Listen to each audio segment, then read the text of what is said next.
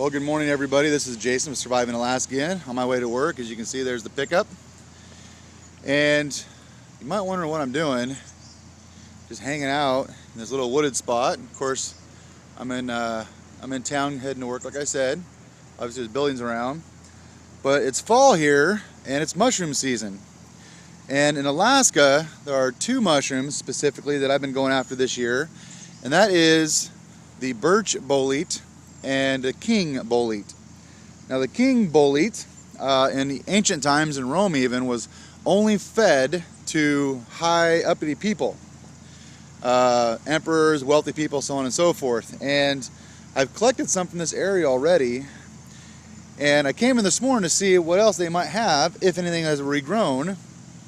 And as you can tell here, this right here is a king bolete mushroom. And you can tell because of the brown top.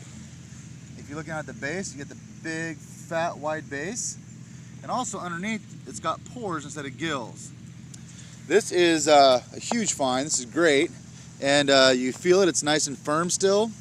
And to give you an idea about how big that is, the size of my hand. So I'm gonna go ahead and harvest this thing, go home and dry it up and put it in the pantry, make it ready for some soup later on. All right guys, talk to you later. Hey guys, back again with another mushroom video here. Wasn't really planning on doing anything like a series or anything, but 'tis the season, if you know what I mean.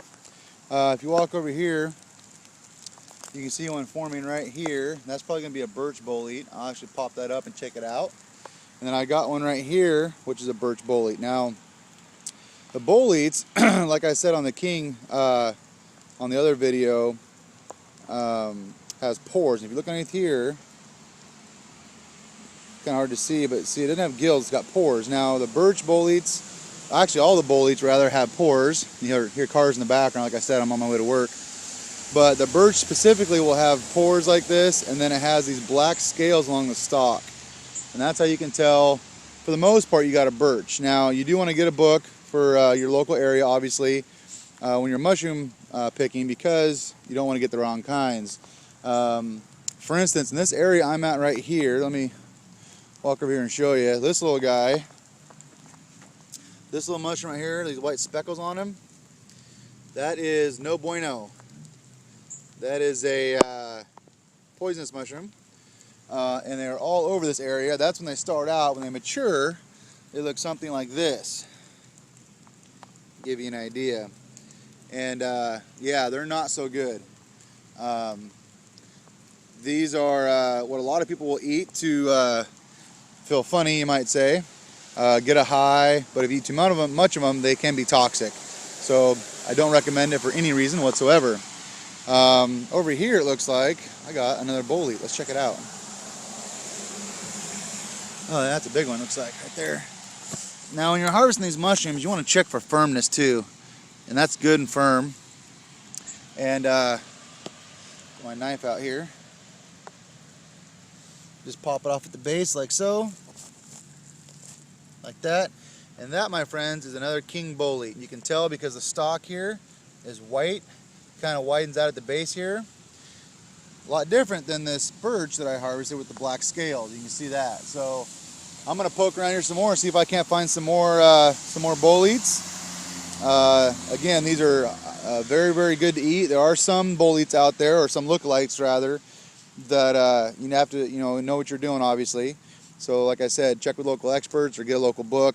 Do your research before you do this, obviously, but it can be fun, and it's another way to add to the pantry. All right, bye. Well guys, here I am at lunchtime, walking around a little wooded area in behind where I work. There's the office right there, and there's a trail there, and there's some woods here, and there's a rail over there that goes into a shopping center. So you can tell here again, out in the middle of the woods looking for these mushrooms. I'm just around town and they're everywhere. And I do have a couple here in the bag already, but I'm gonna wait until I get done with my walk this lunchtime, and I'll do a follow-up video showing you the day's finds. But if you're a mushroom hunter, this is a heartbreaker right here. This is a huge group of king boletes. There's 4 mushrooms there, and this biggest one is bigger than my hand. And I talked about earlier, making sure that they're firm and not soft. And all 4 of those are squishy, which means they're not ripe for eating. So that right there is probably $80 for the mushrooms if you were to buy those at a store, and I can't pick them. But that means that the spores will be released and there'll be more next time. All right, I'm out. So I got a couple processed up already. Just going to kind of give you a look. What we do is we cut them in slices and we put them on a food dryer. And this is what they kind of end up looking like. These are all the kings. Now, one thing about the king you'll notice is that when you slice it, it doesn't turn color. It stays that nice tan or yellowish color on the pores there, which kind of like gills once you cut them open. Give you a little close up there.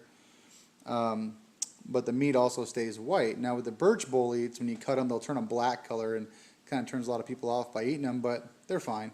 But that was 2 mushrooms I cut up there, and I got quite a few left to do. And here's another king right here. And what I'll do is I'll cut the stalk off right about here, and the stalk up by the cap here is fine to eat. And actually what I use is my fillet knife, which is a Normark, real similar to like a Mora type of knife.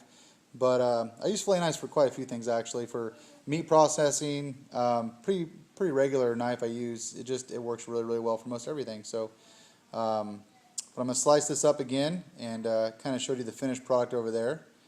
But just to give you an idea of how we do that, and I got a whole bag left to go.